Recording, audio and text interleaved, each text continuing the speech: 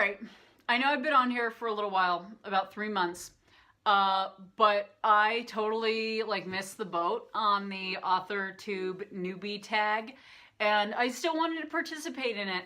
I still think of myself very much as a newbie as far as the author tubing goes, although I've actually been writing pretty seriously for almost exactly a year now. I have an entire finished rough draft and second draft of that same thing. I'm going to be starting a new rough draft for Nano.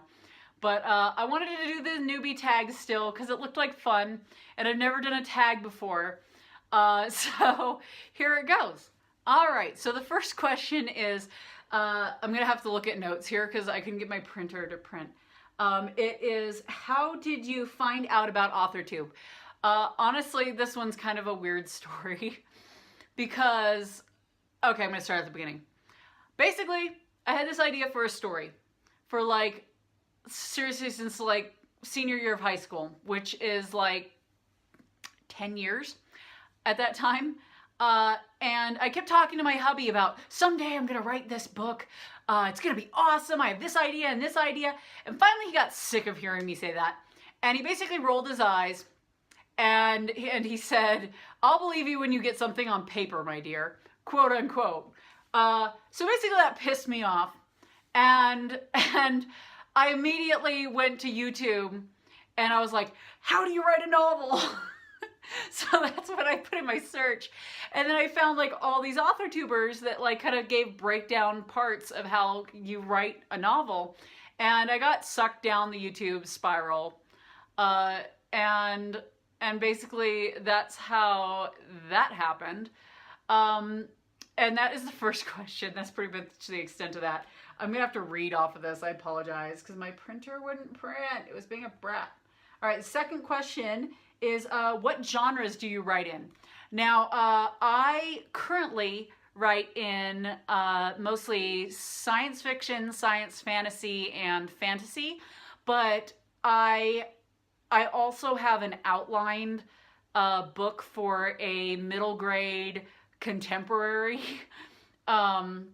that's kind of like a modern day Anne of Green Gables, but I'm not going to get to that anytime soon because I've got other stories I'm more excited about. But that's pretty much what I stick to. And honestly, because we're going to get to another question here shortly, where I'll get more into this, I will honestly say that those are the three genres I've been most interested in literally my entire writing life. And that'll make more sense in a couple of minutes here.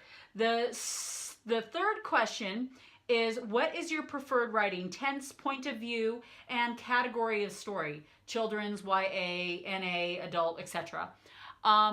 So my preferred my preferred tense is past tense. My preferred point of view is probably third person limited, although I also like third person omniscient.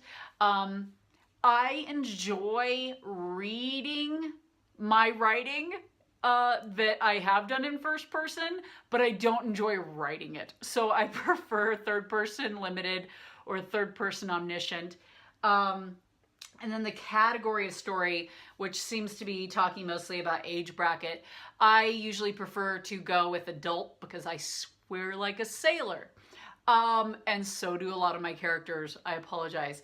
Although, as far as other adult content, I don't like to write that stuff because it makes me uncomfortable and it makes me blush.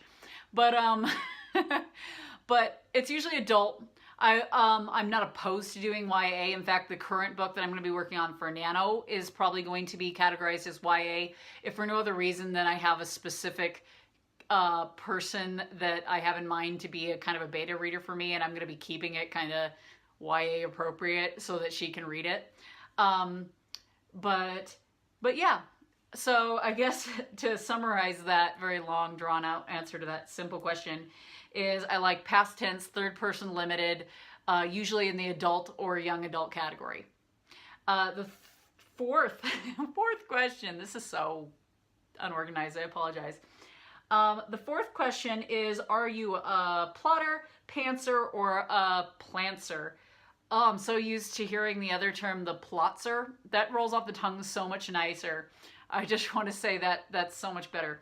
Honestly, I like to plan my stories out with outlines, which I guess by these definitions makes me a plotter. I have tried pantsing many, many, many times in the past, and I usually get about 5 sentences in, and then I'm like, I just liked the idea of this scene. I actually have no clue what else I'm doing with it. So, so I am definitely, I guess you'd have to call me a plotter, but I just think of it as I like to plan and outline. That's what I prefer to do. And then the 5th question is, are you self-published, published, or yet to be published? I am definitely yet to be published. In fact, I probably will not be publishing anything until at least the middle of next year, or possibly even late next year, because the first book I started needs work, like a lot of work, and I'm waiting to get critiques back from my critique partners, and that's taking longer than I expected. But anyway, that's that. So I will eventually be publishing a book, but I will be self-publishing to kind of answer that a little bit. At this time, I don't really have any stories in mind that I would want to hand over to somebody else, that I am passionate enough to get through writing, but unpassionate enough to allow my book baby to be in somebody else's hands. So if I ever have a story that falls into that category where I think it's a great story and it would be kind of written to market and stuff, but I don't care enough about it that I want to be a control freak, then maybe I would consider trying to get that professionally published. But no, I just want to do self-publishing for now. My computer went black, so I'm gonna have to get it to wake up. Okay. Hold on. That was the 5th question. The 6th question is, what publishing company, literary agent, and or printing company are you represented by or use? If you're not yet published, what is your dream publishing house and or literary agent? I already kind of mentioned that I'm planning on just self-publishing. So I guess the printing company, I guess I will probably be doing CreateSpace as well as Ingram Spark, mainly because I love hardcover books and Ingram Spark does that. I guess it's going to be KDP, not CreateSpace anymore. And I've already transferred over, although my cover didn't transfer over, which is a little bit annoying, but that cover isn't going to stay there forever anyway, because it's just kind of a Google image. But that's what I'm going to be using. I'm going to be using both KDP and Ingram Spark. I'm also going to look into a couple of other companies, because I know everybody's doing Ingram Spark and CreateSpace. I'm going to see if there's any other companies out there and maybe see how they work. That sounds interesting to me, to maybe check those out, because right now it's really just dominated by, I guess, KDP and Ingram Spark. So I'll talk about that on a later video. Anyway, the 7th question is, what Authortube related videos can we expect to find on your channel? Now, when I first started this channel, because this is actually changing as of about now. When I first started this channel, I mostly started it for myself, just to kind of motivate myself and keep myself accountable for getting writing done. And honestly, I've gotten a little bored with that, because I've already really set up the habits and I no longer really need that to force me to get stuff done. So from this point on, I actually have kind of a new commitment to this, which is to try to put out videos that are going to be helpful and encouraging for other people to meet their writing goals, get over slumps that they're having, and figure out solutions to issues that they might be having in their writing life, or maybe even as a result of their writing life, because if you're anything like me, you like neglect all your other responsibilities for writing because you'd rather be spending time doing that. But yeah, that's really the kind of content that I want to be creating, is stuff that is mostly how-tos, tips, stuff that will really help anybody who might come across it, and stuff that'll be useful. The next video that I have is when did you start writing? or the next question. I don't remember that being on the other videos. Maybe I'm misremembering. I just pulled this up offline, so hopefully this is the right tag. But it says, when did you start writing? And I started writing, actually I was thinking earlier today when I was thinking over these questions a little bit after watching a billion other videos on this, that I was like, oh, well, I started writing a year ago, clearly. And then I started thinking about it, I'm like, oh my gosh, no, I started writing like stories and stuff, like legit stories back in like 4th and 5th grade. And that kind of goes with the next question here. As well as what I mentioned earlier about how I've always been a science fiction / fantasy / science fantasy writer. Because the next question is, what was the first story you ever wrote? And actually, I don't remember which one was the first. I know there was 3 that I wrote around the same time that I don't remember which one I wrote first, so I'm going to actually just kind of real quick run through all 3 of them. So the first one I wrote was called The Day Without Gravity, and the premise was that and this was like 4th or 5th grade, the premise was that in every house there's at least one switch that you don't know what it goes to. You try flicking it back and forth, and it doesn't seem to do anything. But in my book, because we had a switch like this in my house. And all these, by the way, these were all self-insert stories because I was a kid. So there was all me in the story. Is that I switched this switch that was in my pantry on one night, just trying to figure out what it did. And I forgot that I switched it on and didn't bother turning it back off. And then in the morning, I woke up and I was floating in my bed and my whole house had no gravity and everything was floating and stuff. And it was really weird because my parents were all nonchalant about it. Like they didn't care.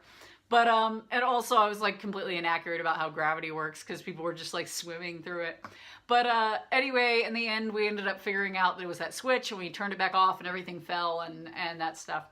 The other story I wrote around the same time, which I don't know was if it was first or last or whatever in these 3, I wrote one which was basically kind of like a mild ripoff of Hayao Miyazaki's Castle in the Sky, because I had this big tree in our backyard, and I wrote this story where I woke up one morning and my parents were nowhere to be found, and then as I'm looking for them through the house, I saw through our sliding glass door. I remember these stories pretty clearly because I don't know, I have weird memory that goes way back way too far into my childhood for comfort. But I looked through the sliding glass door and our tree in our backyard was lifting out of the ground, and woven inside the roots was this big complicated city, and I figured my parents must have gone into the city or something. So I dashed out to it and I grabbed one of the roots and I climbed up, and then I got to the city and there was a king and queen, and oh dear God, I did a self-insert where I'm secretly royalty. But anyway, the king and queen basically say, so the robot parents treated you pretty well, right? And I'm like, what are you talking about? And they're like, no, we're your real parents. And but I didn't do it like, oh yay, I'm a princess, because I was always kind of a tomboy. And I was like, no, I want my like real parents back. They're my real parents. They raised me. Screw you. I didn't say that obviously in the story, but I was very upset in the story about that being the case. And I don't actually remember how it ended. I want to say it ended with me basically convincing them to let me go back to my normal life and have my parents, the ones that I had grown up with, which were the robot parents. Anyway, so that was the second one. And the third one, which it was like really short. It was called Artificial Sun. And I don't remember what name I had for that other one, by the way. I think I just called it like Tree City or something. But Artificial Sun was basically a story where I left my 5th grade classroom. So I know for sure this was written in 5th grade. I'm getting low battery. Okay, I'm gonna hurry this up. I left my 5th grade classroom and all of a sudden the sun went dark. And I don't think I got all the way through writing the story, but I got partially through it. But we ended up coming up with this idea to put a giant light bulb in space because the sun went out so that we wouldn't all die. So anyway, that was a little morbid for a kid. But those were the 3 stories that I remember writing first. I don't know which one of those 3 was actually the first one. I can't remember. Anyway, let's get on with this because I got like 14% battery left. So what authors have inspired your writing the most? Honestly, I would have to say Olson Scott Card, Robert A. Heinlein, Anne McCaffrey, which I mentioned in a different video because I love her so much, and Madeleine L'Engle. Those ones are, those are my favorite fiction writers, but I also really, really like Michael Pollan, who is a nonfiction writer, and he's kind of like a journalistic writer who talks about subjects like food and gardening and plants, including controversial plants. But yeah, those are the ones that have most influenced me. By the way, I've got to recommend Michael Pollan. He's like one of those authors that he could write about the most boring shit, and you'll just sit there and you'll be like, tell me more, because he's just amazing. He's so good at it. Anyway, I gotta move on because I'm almost out of battery. In fact, I'm gonna pause this for a second and then come back and I'm gonna plug myself in. All right, I'll be right back. Okay, I'm back. All right, so the 11th question is, do you schedule your writing sessions or simply get to writing whenever you find the time? On this one, I'm actually kind of a combo of the two because I'm a little bit of an overachiever. I'm not like bragging. I'm a workaholic, and it's seriously damaging my life. But aside from that depressing crap, I schedule my writing, which is my minimum writing, usually right after I get home from work, and it's usually about 2 hours a day on the weekdays, and then I usually try to do anywhere between 3 to 5 hours on the weekends when I'm drafting. When I'm editing, it's a little bit different, but and then on top of that, I usually try to, anytime I happen to have a little extra time, I get a little bit more writing in on top of my scheduled writing. So it's kind of like a combination between those two things, and that really works well for me. Now, the 12th question, we're almost done. Okay, the 12th question is, do you type on a computer, typewriter, write everything out by hand, or use a blend of these? And where do you write in general?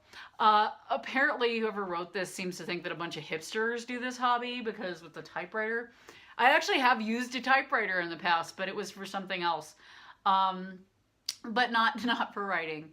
But I use like probably 90% my computer and then a little bit of handwriting, usually when my computer's not handy, or if it's something that involves more outlining type stuff, I'm more likely to do handwriting wise. And then where do I typically write? There's a couple different places. I'm actually not specific. So usually if I'm drafting, I am either in my bed with my little laptop tray thing that goes on my lap, on my couch with my laptop tray, or at my kitchen table. If the weather is decent, I will be out in my writer's shack, which by the way is the kind of painting-ish looking thing that you see in my intro. That's my writer's shack, and I just put it through Prismo. But or Prism? There's an app that changes it to make it look like it's painting. But anyway, those are the main locations. And then if I'm editing though, I actually really like to go to this local bar that's like right by my house, and it's like my Cheers. I love that place, and they have like places you can plug in your computer right underneath the bar in the front, and like hooks that I can hang my backpack or laptop bag on and stuff. So that's really fun. I don't really do coffee houses, although I might be doing coffee houses more this winter. There's a particular coffee house that I used to go to all the time for other stuff, just because I like the coffee house. And I just realized recently when I remembered that place would be awesome to write at. But it's also a pain to get out of in winter. In fact, my car has gotten stuck in the snow there multiple times. But anyway, we're moving on because I'm so off topic. I apologize. I try not to be this rambly in my other videos, although I typically still am. So number 13, we're on the last one. Okay, so what are you most looking forward to now that you're part of Authortube? Well, everybody always says the community, and yes, that's cool and all, but honestly, I'm looking forward mostly to the experience of learning the stuff that you can really only learn if you're kind of in the loop and you're on the inside. Secondly, I'm still going to say the community, because that's actually mostly how you learn that stuff is getting to know people and learning from them. And also, I am an avid believer in the principle of the best way to learn stuff is to teach it. I can't tell you how many times in my life that's come in handy with I wasn't super solid on a subject, but I knew more than somebody else. So by teaching them, I ended up learning a lot in the process. They benefit, I benefit. It's a mutual exchange to mutual benefit. And that's really the dynamic that I'm most looking forward to out of being on Authortube. Anyway, I've taken up so much of your time. I think that's the last question. Let me just scroll down and make sure. Okay, yes, that is the last question. Thank you so much for watching if you made it all the way through here. I appreciate it, and you guys have a great evening. Alrighty, bye-bye.